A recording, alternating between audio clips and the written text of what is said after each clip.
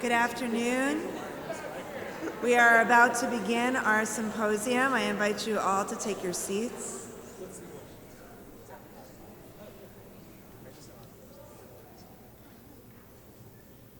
Every year we ask members of our congregation to share their own Jewish journey, to talk about how Judaism has impacted their life.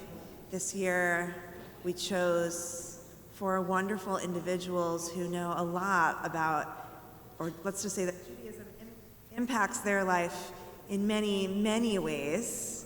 But today is not about how their spouses' lives impact their Judaism, but how their particular life journeys have interwoven with Judaism. So we are thrilled to have Rabbi Alan Berlin, Larry Nathan, Stephanie Swedlov, and Dave Jurgen all share their journeys.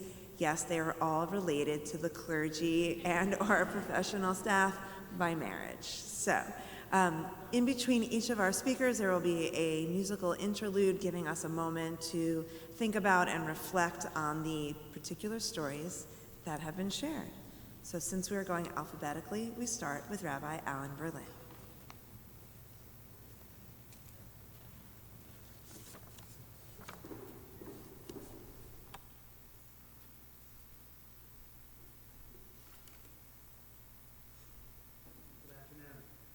Oops, I turned it off. It's ironic because I'm the sound guy.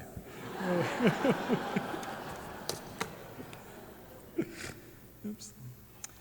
The high holidays of 1989, 30 years ago, were life-changing for me, though I didn't realize it at the time. I was a senior in college and I went home to be with my parents to celebrate the holidays. I can't remember if it was during or before or after services or during, but at some point my stepmom leaned over to me. She made a gesture with her eyes towards this beautiful young woman about my age who was sitting a few seats down from me, and she said, "You should talk to her." I rolled my eyes and I whispered my reply to her, "I'm not going to try to pick someone up at high holiday services." I didn't talk to the young woman that day, but fortunately, I saw her on campus later that fall. I was excited to discover that Jimmy, one of my closest friends, was an RA, a resident advisor in her dorm. He helped break the ice, and I got to know her better over the next couple months. And I finally got up the nerve to ask her out the following spring. 4 years later, Jimmy was a groomsman at our wedding. And if you haven't figured it out already, that one young woman who was faithfully sitting next to me, or near me, was our cantor, Julie Berlin. I share this anecdote with you in part to tell you that you should always greet people warmly at synagogue.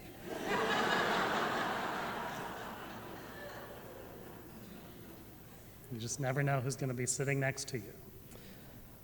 But it's also an illustration of what I and the 3 others who join me today were asked to address today, namely, what is the impact of Judaism in my life? At that moment in time, in 1989, I had just returned from studying for a year at the Hebrew University in Jerusalem. I was flirting with the idea of applying to rabbinical school, but I wasn't sure yet.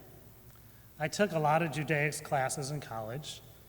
I was preparing to graduate with a degree in philosophy with a minor in Hebrew. I was drawn to philosophy because I enjoyed logic. It came naturally to me. I like to analyze things, and I like to make order of the unorderly.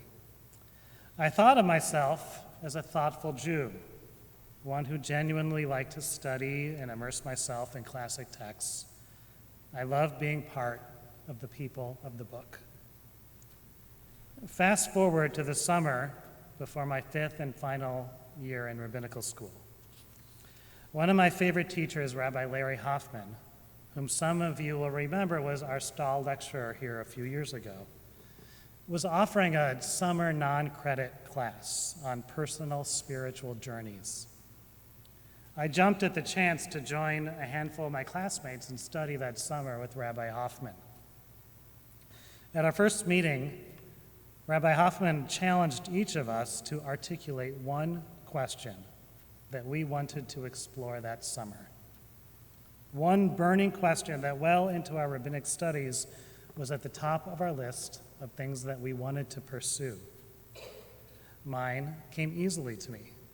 I've been asking myself the question since my mom died of breast cancer when I was 10.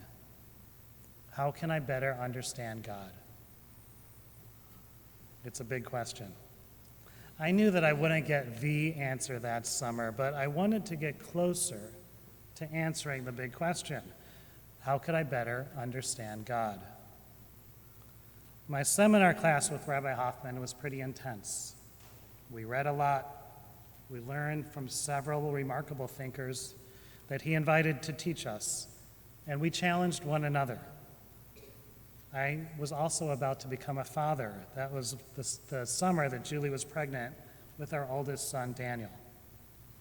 I had a lot of emotions running through me. At some point that summer, I had a eureka moment. I don't think a light bulb suddenly went off necessarily, but during the course of studying for the seminar, I realized that I was asking the wrong question. I had been asking myself the wrong question for decades. You see, my default is to be analytical, to make sense of things that don't necessarily have a clear order. So I naturally wanted to better understand God. That's the way my brain works. But what I realized that summer is that I would never understand God. It was a fruitless pursuit. Going against my grain, I shifted my question from how to better understand God to how to have a better relationship with God. That was a liberating moment. As someone who always sought answers and order, I learned to accept the unorderly and the unanswerable. You don't have to understand someone to have a meaningful relationship with them. To the contrary, how many of us cannot understand our parents, our children, our spouses, siblings, and our friends? Of course, we can love them. We can have deep, meaningful relationships with them, even if we cannot understand them. And if we can't understand them, how can we fathom understanding God? I will always want to better understand things. That's who I am. But over time, I also learned that one can come closer to God through relationships with other people. After all, we're all created in God's image. We each have a divine spark within us. Building relationships with those we love, and even with complete strangers, those are things that can help us get closer to God. I was part of the working group that crafted our temple's mission statement a few years ago. It's only one sentence, but it took tremendous work and a lot of hours of thoughtful conversations to write it. The mission of Temple Beth-El, the historic heart of Reform Judaism in San Antonio, is to provide a sacred framework that inspires people to cultivate their Jewish lives. I don't remember who it was that first suggested using the words sacred framework. I don't think it was me, but it succinctly encapsulates what Judaism's impact is on my life. It's my sacred framework. It's how I think, and it's how I act. It shapes my ideas and my actions and my relationships.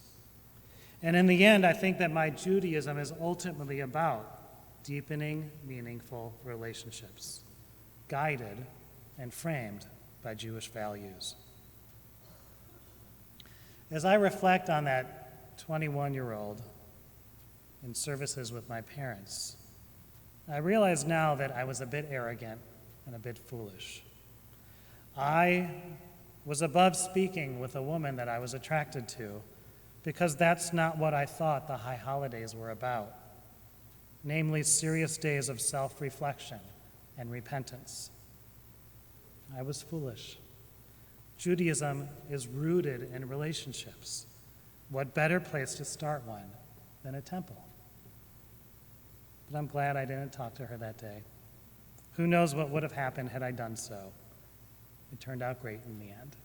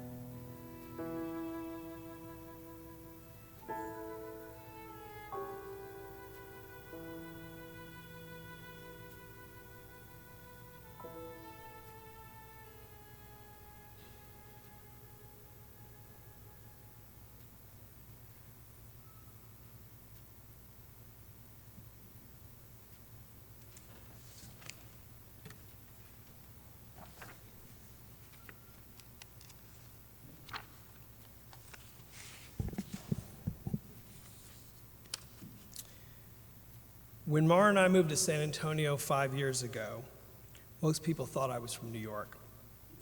In fairness, I lived there for 14 years, but to the average Texan, all Jews are from New York. Actually, I'm from Galveston, I'd say. Good for you, they'd reply, as if to say, buddy, there ain't no Jews from around there. It's easy to see why people didn't believe me. It's kind of hard to keep kosher on an island.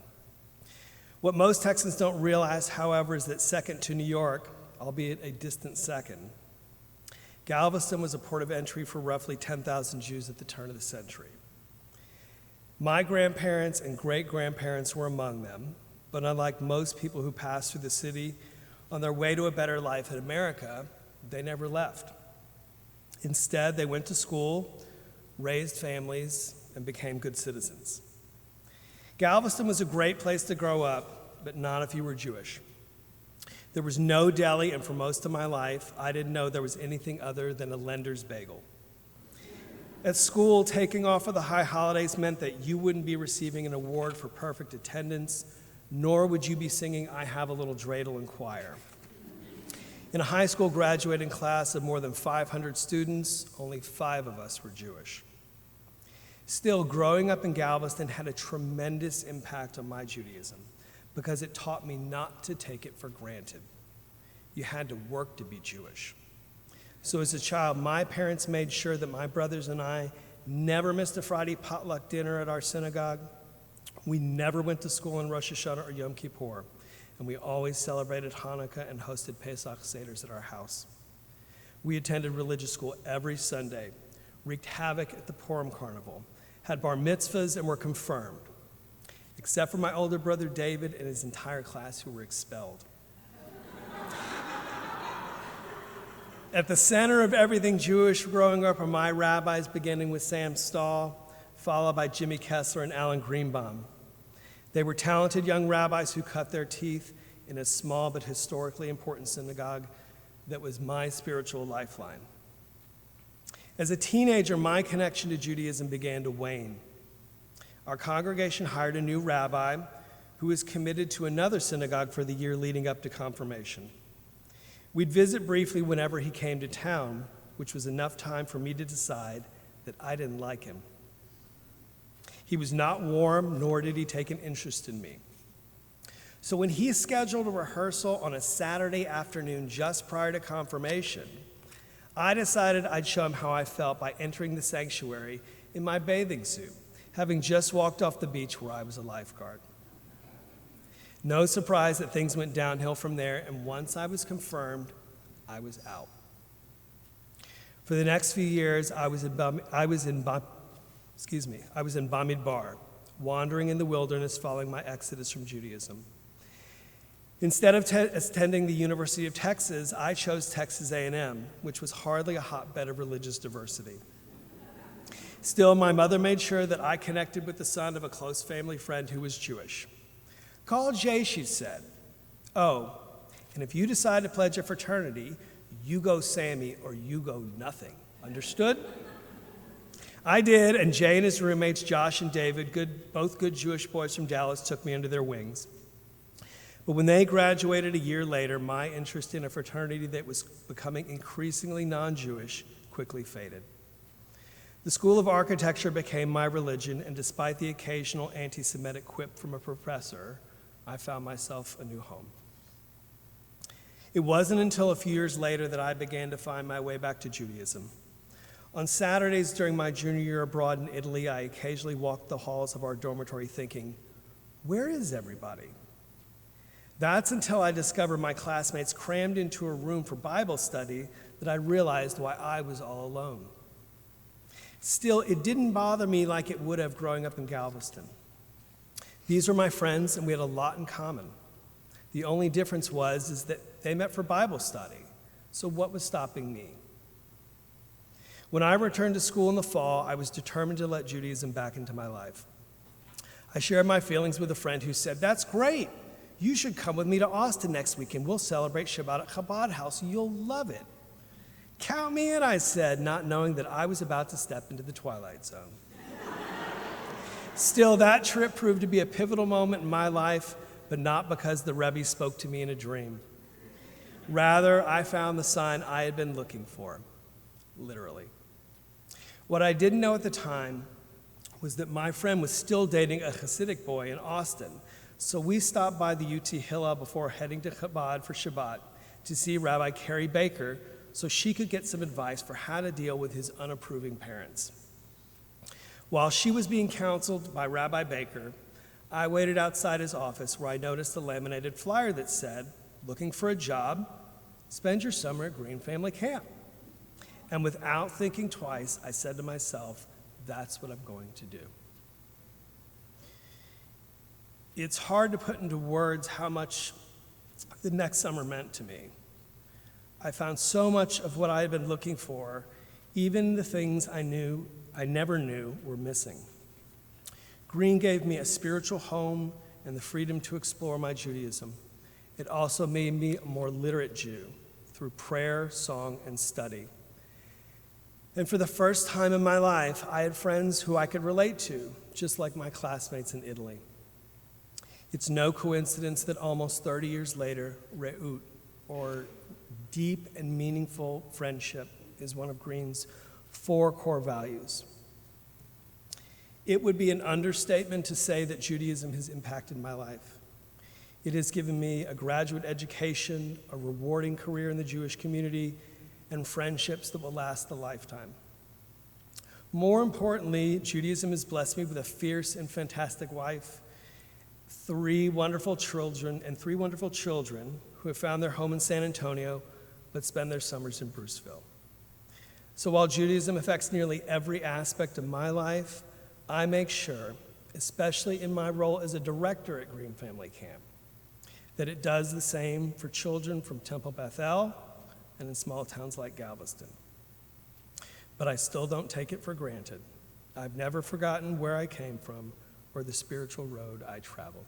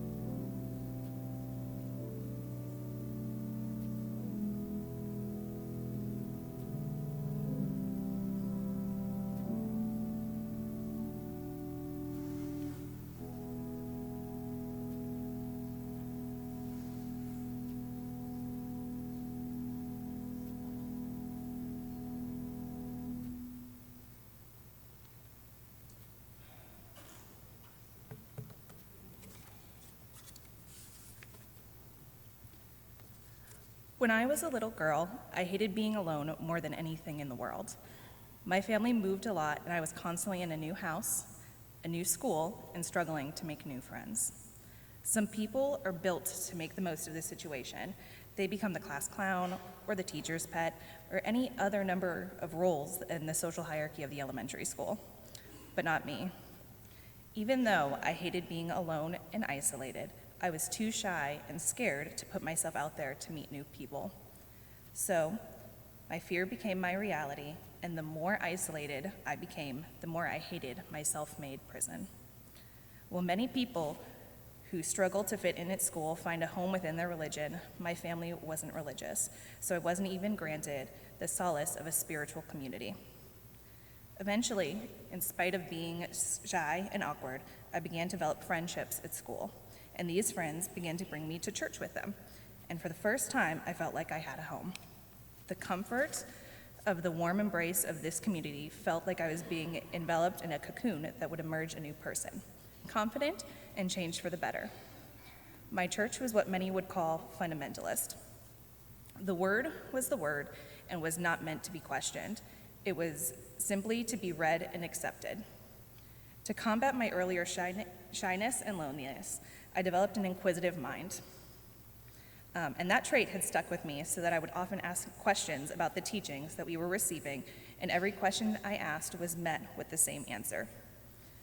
The secret things belong to the Lord our God, Deuteronomy 29:29. Over and over again, I was told that it was not my place to question, but to simply accept the teachings and to teach others the same. Over and over again, my questions of faith and of biblical understanding were met with the same verse and the same advice not to question the teachings. I hated the verse. I hated what it represented. I hated the thought of an all-knowing and all-loving God would be so petty to not want us to ask questions. The leaders of the church wanted this verse to solidify my faith, but all it did was drive a wedge between us until eventually I felt unwelcome and unwanted by that church and their God. When I graduated high school, I headed off to college. I decided that religion wasn't for me. That if I couldn't ask questions to better understand where I fit into everything, then I didn't want to try and fit in at all. Then one day, a boy threw a pencil across the lobby of our dorm room to get my attention. Joel and I began dating, and while he didn't mind that I wasn't Jewish, he was open about how much he wanted his children to be raised Jewish. I hadn't ever considered any religion other than Christianity before, but I recognized the importance of feeling like you're part of something more than yourself. As Joel began to introduce me to the world of Judaism, I continuously braced myself to be turned away, to be seen as the outsider, and be shunned, but that moment never came. When meeting his parents for the first time, they accepted me, even though I nervously giggled in a high-pitched tone the entire time. At my first family Seder, I was delighted to find that I was not the only person who wanted no part of the gefilte fish. These were isolated moments, safe within the bubble of Joel's family. So I still wondered if the Jewish community in general would be as welcoming. So I went to Joel to work at camp. If you spend any time at summer camp, you know the power the place can have. Even though I went as an adult, it was no exception. Camp forever changed me. I was welcomed into the camp community. Traditions were explained to me, and I was invited to take part. There was no initiation, no trial period, and I was truly seen and loved. It was always interesting when people found out I wasn't Jewish. There was always the, "You're joking, right?" followed by, "But you look Jewish." Or my favorite, Emanovich is definitely a Jewish name. But there was never any negativity. People were curious about the path that had led me to camp, and those interactions always ended bringing me closer to the other person. I wasn't the only person unconditionally accepted at camp. I saw countless campers perform at the weekly talent show, receiving ovations from the entire community, regardless of how much they stretched the definition of the word talent. I watched as kids chose to sit in a circle and talk about the week's tour portion instead of playing soccer or going swimming, and no one thought they were strange. And I even watched as every member of the community would dance for hours on Shabbat, each repeating the mantra, "You don't need to know a dance to do a dance," as an affirmation that they were exactly where they were supposed to be.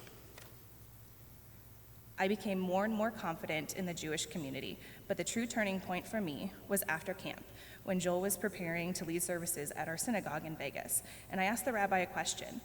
As soon as the words left my mouth, my mind began racing with the thoughts of Deuteronomy 29:29, and I braced myself for the same feeling of dissatisfaction, but it never came. The rabbi answered. We talked more, and he even offered to give me a book to read that would provide more thoughts on the subjects.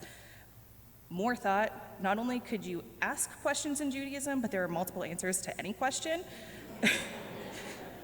I couldn't believe it. I must not have hidden my shock very well, as the rabbi said, of course, there are more thoughts. If there are 2 Jews, you'll get 3 opinions. When we moved here, we were welcomed so fully into this community. When Alexander developed meningitis shortly after his birth, countless meals were delivered to our home. When I was downsized at Macy's, so many Temple members reached out with leads on new jobs. Our children have found a home here that I never thought possible. Last winter, I saw Ethan very forcibly respond to a stranger to ask if he was being good to Santa, saying, "We celebrate Hanukkah, not Christmas." Last week, Alex sang Shofar Blast at the top of his lungs while we were shopping at Target, and each trip to Temple becomes a contest of who can see the dome first. Watching my children become part of the Jewish community fills me with joy I never thought possible. It was this feeling and desire to pay the gift that we received forward that made Joel and I commit to being part of the Life and Legacy Society. The Temple Beth-El community was here for me and my children, and I want to make sure that same can be true for generations to come. That first summer at camp, every morning, we sang a song taken from Psalms 118. Every camper and staff member would sing, "This is the day, come what may. I'll still be saying this is the day."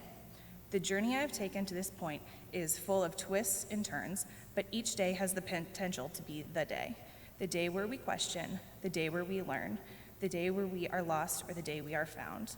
I am grateful for all the days that have led me to this moment, to this place, to this community. And no matter where else this journey of life may take us, you have made sure that we will always see Temple Beth-El as home.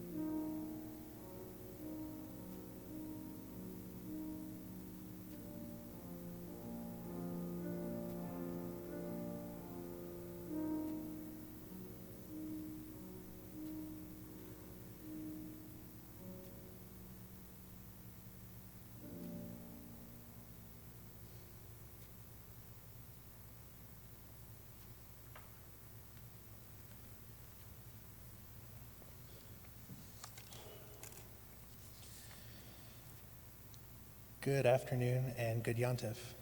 I'd like to thank Rabbi Nathan and all of you for inviting me to talk to you today about my Jewish journey. By way of introduction, I'm Dave Yergin, most famously known as the husband of Rabbi Yergin. I'm also probably equally famously known as the father of our handsome young son, Trevor. Many of you may know me from my work at our audio console here at Temple, but probably not as many of you know that most of my time is spent working at my full-time job as a paramedic. Before I was working in EMS, I also had a short career working in live event production management. My time spent working in production, my work as a paramedic, and my journey in Judaism are all linked together by my grandma. My grandma, as others knew her, Myrna Rosenstein, was the matriarch of our family. She was my biggest cheerleader. She believed in me, and she pushed me to try new things constantly. Judaism was ever present in our house and in our family, gathering around the table for festive holiday meals, packing dozens of people into her tiny one-bedroom apartment for Passover Seders, and sharing quiet jokes with her during weekly Shabbat services if I ever got bored. Sorry, Rabbi Rines. Are very vivid, very important memories for me. Grandma always made time for Judaism in our family. Her approval and encouragement led me to pursue not just success, but perfection at our Temple Religious School. It wasn't good enough to get good grades. I had to get the Moses Award every year. And I did every year from 4th grade through confirmation. My bar mitzvah was a huge milestone for me. I had longed to be able to hold and carry the Torah, be counted in a minyan, and be able to offer Kiddush at Shabbat services, not just as a tag-along helper with my dad. Grandma was at home with me every day after school, and she would sit and listen to me practicing reading and chanting. As my involvement in my congregation grew, I began to seek out other opportunities for growth in my Jewish community. I went to summer camp at the Pittsburgh JCC, and I found a home there in a growing central hub of Jewish life in our city. It was at the JCC where I joined the Mitzvah Corps, a community service project for kids and teens. Even though as a 5th grader I was one of the youngest members, I quickly found purpose there, helping to plan and participate in programs, stuff envelopes, back when newsletters went out in the mail and not through constant contact, and attending every program I could convince my parents to drive me to. My favorite events with the Mitzvah Corps were staffing community events at the JCC, serving dinners to senior citizens, helping to run the Purim Carnival, learning life-saving skills at community CPR classes, and my favorite, serving as an usher for the many theater programs that went on there. Grandma saw my love for theater blossoming and got me a gift certificate to a class at the JCC called Learn the Ins and Outs of Backstage Theater. 1 month in and I was hooked. The class turned into an internship, and the internship turned into a job. I spent multiple seasons working on the productions at the JCC Theater, filling every possible role from sound to lighting to rigging to stage management. Soon I was working on tech crews at my middle school, my high school, then regional and community theaters. I attended pre-college theater classes at Carnegie Mellon University, and then I took a giant leap and went on to get my BFA in theater design and production at the University of Cincinnati College Conservatory of Music. Starting over in a new city, making new friends, and establishing myself as part of a new community proved a daunting task. I found a new community both among my fellow CCM students and at the UC Hillel. I found Hillel to be a vibrant, exciting new avenue to explore my Judaism. I was fortunate to have a couple of fellow Jewish classmates in my program who also wanted to attend programs at Hillel with me. When Grandma came to visit me in Cincinnati, I was happy to show her around campus, all of the great theaters I was working in, but I remember her beaming when I told her about Hillel, and that even being this far away from home, I still hadn't missed High Holy Days, and I still had a place to go to Shabbat services on a Friday night. Looking for a break from my intense theater training, I took emergency medical technician classes as one of my social science electives. EMT training was a whole different set of challenges from my conservatory theater program. Although healthcare is a profession of compassion and healing, it's based in science.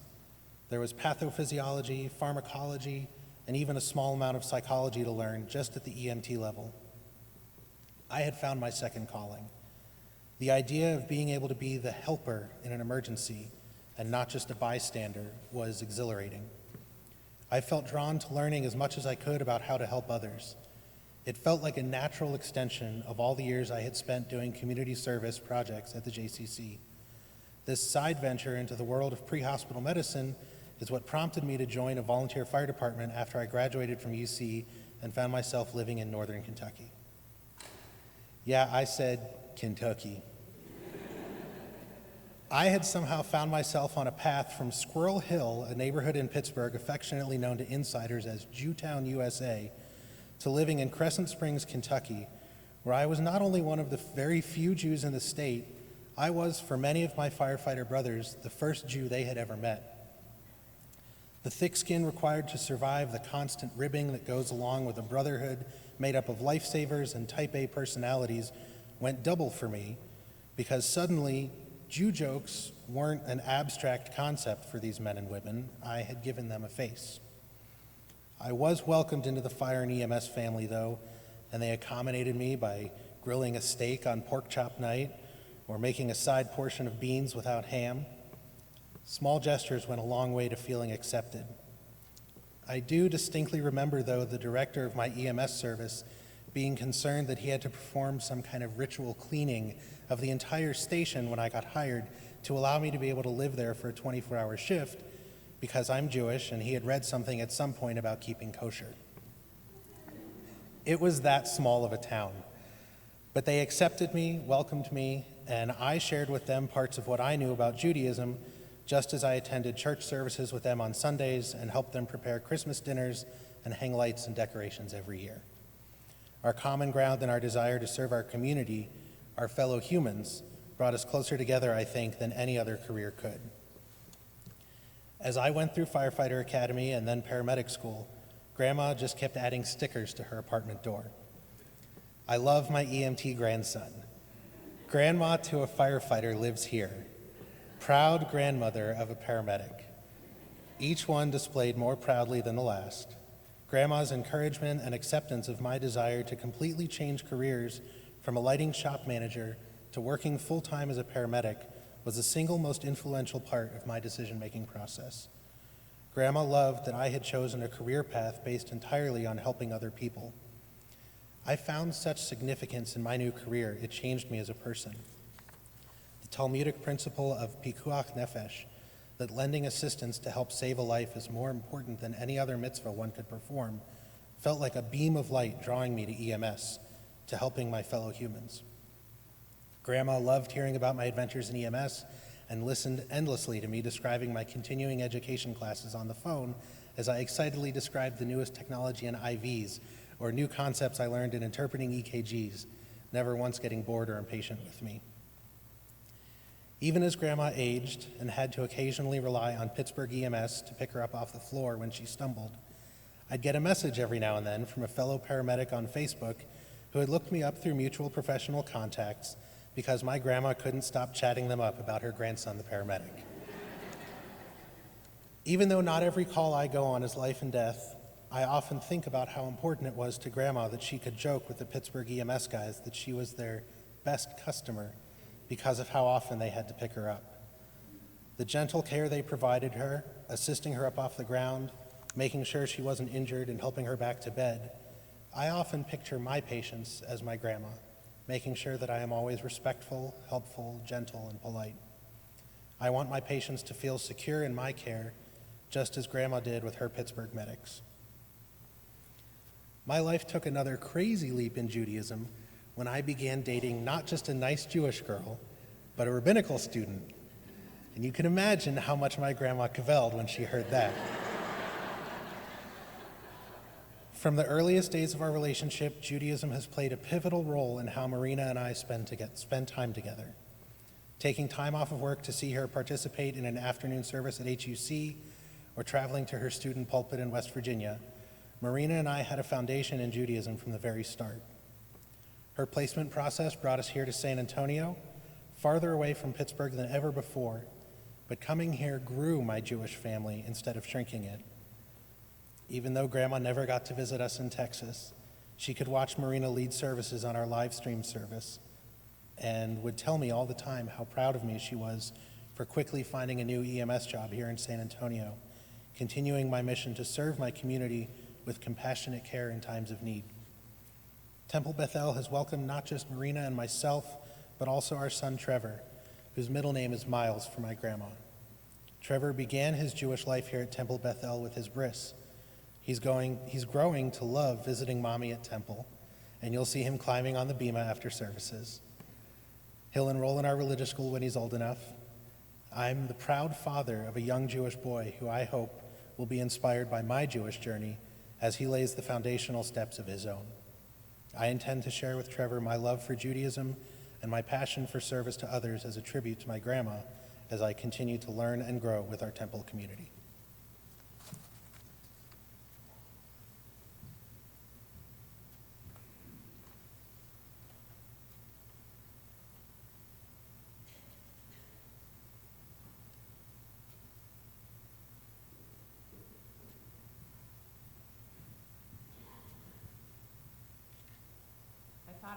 I thought I had another musical piece to compose myself, sorry. We learned so much from our speakers this afternoon about their connections with Judaism in ways of relationship with God and with others, and the ups and downs of their relationship with Judaism, the impact of Jewish summer camp, the ability to question, the influence of specific people on their lives, and serving the community, both Jewish and non-Jewish. Let us take these personal journeys with us through this High Holy Day season as we explore our own journeys. Our afternoon service begins at 2:30. Gemar Chatima Tova.